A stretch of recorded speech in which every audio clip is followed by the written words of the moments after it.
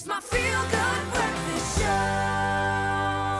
Welcome back. You're live with Expresso. Thank you so much for tuning in as we turn to medical matters and a very important conversation. Now, it's estimated that around 50 million people suffer from epilepsy worldwide, making it one of the most common neurological diseases globally. It's interestingly enough been approximated that 25% of epilepsy cases are actually preventable, which is really interesting to me. Epilepsy is a condition that can affect anyone at any age and any stage of life. And here to tell us a bit more during National Epilepsy Week, please welcome our trusted multimedia health specialist and doctor to the stars, Dr. Darren Green. Morning. Very proud of you, man, because just knowing you, I know how much of an impact that must have had on you. Really special to have you there, man. So I hope you were able to savor every second. Yeah, great memories, man. I mean, we're going to start off with the difference between seizures and epilepsy. Because you might think that they are one and the same thing. Yes, seizures are just the symptom of the neurological condition that we're referring to. So let's say epilepsy is the condition, and the symptoms of that condition are various terms. Fits that people speak of, convulsions and seizures. So fits, convulsions and seizures are all representing the same thing. And what epilepsy obviously is the neurological condition, the tendency to have fits, seizures and convulsions. So if you have recurrent seizures, then you can be suspected of having a condition called epilepsy, where the brain has a tendency to have more and more of these convulsions. And the causes obviously can be quite broad, in the sense that brain injury is normally the main cause, or obviously a neurochemical imbalance in the brain. So those are the two main categories. And then for 50% or half of people that have epilepsy, we actually don't have a structural or a injury to the brain or a known chemical imbalance. So for 50% of them, we don't know what caused it. It's idiopathic in our terms. It's just a genetic. Correct. There's a strong genetic link to generalized epilepsy. So your chances are between 5 and 20% if your parent has generalized epilepsy. And if they had epilepsy, let's say, just due to a head injury, then in the general public, your chances are like 5%. What causes a seizure generally when it's not related to epilepsy? Good question. So what is a seizure? What's happening in the brain? What's going on, The neurons, or the specialized nerve cells on the surface of the brain, communicate and connect one half of the brain to another, the different lobes of the brain, the front and the back. So what actually happens is they're constantly chatting to each other, like low background chatter, like in a coffee shop. And what epilepsy is... White noise. White noise. A little bit of, you know, of those communication channels and the electric signal transferred between them. But when that signal becomes an electric storm and they fire at abnormal rates or abnormally high frequencies, it starts then obviously sending out an abnormal frequency in terms of that electric signal. Then you get an electric storm, which then obviously causes dissociation. And almost people like saying a short circuit on the surface of the brain. And depending on which area of the brain is involved, will then affect what symptoms and what type of epilepsy the person has. You know. Is it often associated with one part of the brain? So, good question. So, you know, the very common causes of epilepsy are focal seizures, when there's one specific area. The temporal lobes, often in the development stages, there's an area just behind the ear called Ammons horn, or the hippocampus, which is very involved with memory, for example. And that's one of the areas where you could have abnormally shaped or developed areas of the brain that then lead later on to, obviously, things like seizures and temporal lobe epilepsy, which can affect memory. It can affect, obviously, some of your mannerisms and moods as well. So, can it affect long-term memory? It certainly can. So remember, long-term memory has to be taken from and stored from the initial place where memories are formed in the brain. Your sensory input comes in. The hippocampus is involved with a process called LTP, long-term potentiation. And that then moves it to a different part of behind the prefrontal cortex, where it stores long-term memory as well. So The filing cabinet. Yes, there you go. File number 13. Yes. Okay, we're going to continue this very important discussion during an epilepsy awareness opportunity for all of us to learn more about the condition and possibly, if you are suffering from epilepsy, to learn more about what you can expect, how long seizures last, and what we can do in that instance. I've been with people who have gone through seizures, and it is a terrifying thing for the person, I think, being affected by it most of all. So we'll continue this discussion in just a moment. It's my feel-good breakfast show. Welcome back. You're live with Expresso, and you are rejoining a very important conversation with Dr. Darren Green. We are talking about epilepsy this morning, and I'm going to dive right in because there are a couple of kind of misnomers, things that we're trying to debunk here as well. But we want to offer empathy and a guiding light to, in particular, parents with young children, because I think that exploratory phase is something that's vitally important. What kinds of epilepsy and seizures are there? Does it always exhibit in what we would typically know as an epileptic fit with the convulsions, the jerks, which can be very dangerous? We know that. Absolutely. So no, there's a spectrum of different kinds of epilepsy. Some of them occur at any phase of your life. And then some syndromes are particularly associated with childhood. One of the most interesting ones are the ones where a child can just have what's called staring or absence seizures, where they basically just stare blankly. They could be in the class looking at the board and have episodes where they just absolutely lose awareness within a period of 45 seconds even to a few minutes. And then when they come to, obviously it's as if nothing happened and they carry on. So you'll notice a change perhaps in their scholastic ability and their performance at school, and look for other causes. Meanwhile, it's not your ADHD that's the problem. It could be an underlying seizure, which is basically a staring episode. And then you have ones where you just pull stiff, the tonic phase of epilepsy. And then you have ones where you have clonic, where you jerk, etc. as well. Convulsions. And those are obviously the ones that people see, but those are generally split up into focal seizures, which is one part of the brain, which can be simple or complex. Simple is where you maintain your awareness of what's happening, and depending on which part of the brain, you could just have twitches of your finger, for example, and be awake and aware of those twitches. That's a simple focal.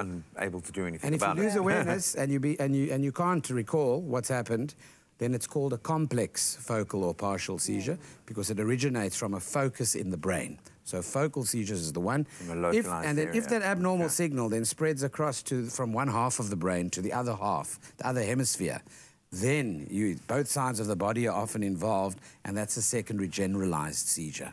So yeah, focal seizures, generalized seizures, and then obviously the difference in age groups from which the different symptoms and types of seizures can occur. I mean, doctor, I explained to you earlier on that I do have a family member who experiences a lot of seizures from a head injury. What are the causes of seizures or epilepsy, and what are the common symptoms that you can look out for? Great. So epilepsy itself is caused by two main groups, brain injury being the one. So your brain can get injured in many ways. You could have trauma from a head injury, a fall, sports injury, for example. You could also have injury to the brain from a stroke, where a blood vessel is blocked and no oxygen is delivered to that part of the brain, and that part of the brain then dies and forms scar tissue on the surface of the brain as well. You could also have, obviously, a trauma related to birth, through congenital birth defects, or when you are being born, obviously, when you're coming through that canal, head injuries, when you get stuck for a long time during the birth process. And then obviously later on in life, things like sport and head injuries and falls, etc. are important. But chemically, other things that affect the chemical transmission on the surface of the brain, big ones are things like alcohol. You get alcohol fits and alcohol withdrawal seizures. You then also have hypoglycemia, which is sugar-related. So low sugars can also cause damage and injury to the brain. 25% of cases are preventable. How do we prevent? Is that preventing a seizure or preventing actually contracting long-term epilepsy? 100%. So I think if you want to know how you can prevent getting epilepsy, it would depend on the cause and your genetic makeup, firstly.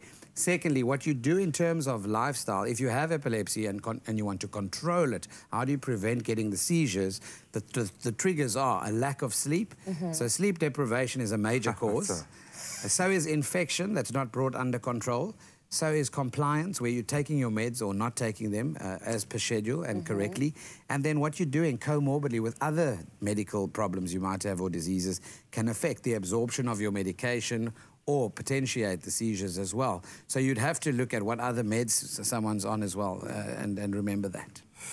Such a complex, excuse the pun, range of symptoms, contributing factors. I think most importantly, I want to know how this affects your life. If you do have epilepsy, for instance, are you allowed to drive? Can you drive? What do you do in that instance? We're going to delve into some of those questions after this. It's my feel-good breakfast show. Welcome back. You are tuned into what has been a really interesting and inspiring Expresso this morning, largely because this man has been regaling me with tales of, obviously, the match in Africa, having literally a front row seat. But I'm so proud of you for your connection there. So well done, man. Absolutely unforgettable. But this morning, of course, we are focused on something really important, on epilepsy. We've spoken about some of the symptoms, the way it exhibits, the variation, and the fact that anyone can suffer from epilepsy, whether it's as a result of a brain injury or for the myriad of other reasons. But I think let's get into the practicalities of it now. If I have epilepsy, for instance, can I still drive a car? Legally, are you allowed to drive a car if you have epilepsy? Yes, so there are different laws in different countries. In Canada, for example, you need to have at least 2 years of being seizure-free, and that's the guideline we follow in South Africa as well. So your doctor, your GP, your treating specialist will also encourage you not to have, not to be on the road and not drive at all if you are symptomatic. In other words, if you're still having seizures. Also, with that comes the risk of things like swimming alone, for example. If you're not over and seizure-free for a period, to always take someone with you so that the environment that you work in. I interviewed a gent who had a seizure in a workshop.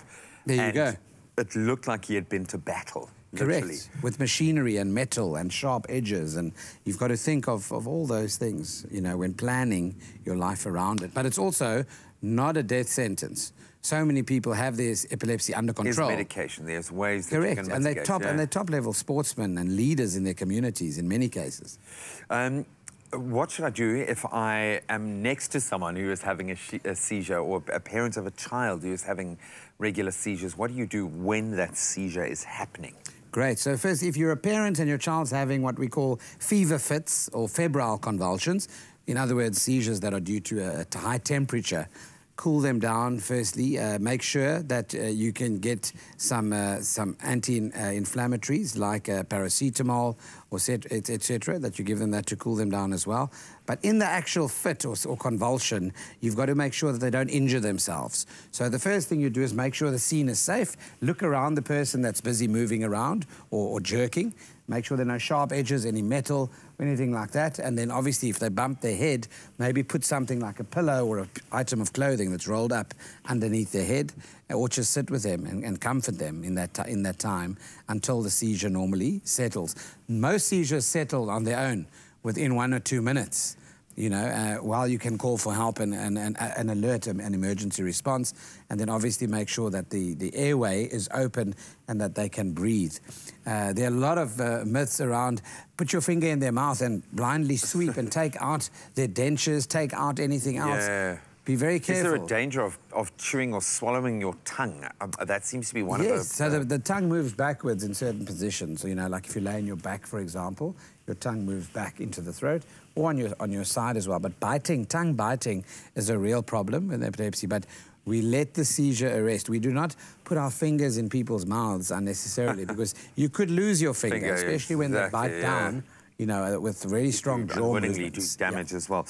What's the most important take-home? This is National Epilepsy Awareness Week. From a doctor's perspective, what's the most important piece of awareness we need to spread? Absolutely. So for epilepsy, remember, it is not a death sentence. You can lead a fantastic life, even although you have been diagnosed with one of many neurological conditions. The tendency to have seizures can be managed really, really well by lifestyle decisions, things like good sleep routine, things like what you're fueling your body with in terms of diet, things like your choices around social habits like alcohol and drinking while taking medication, and then the last thing, obviously, compliance with your medication, understanding the full side effect profile of it, asking questions before you start the meds to know what to look for, and then also take it as scheduled without combining it with unknown predictable issues. You can manage it, and of course you at home can continue to ask questions.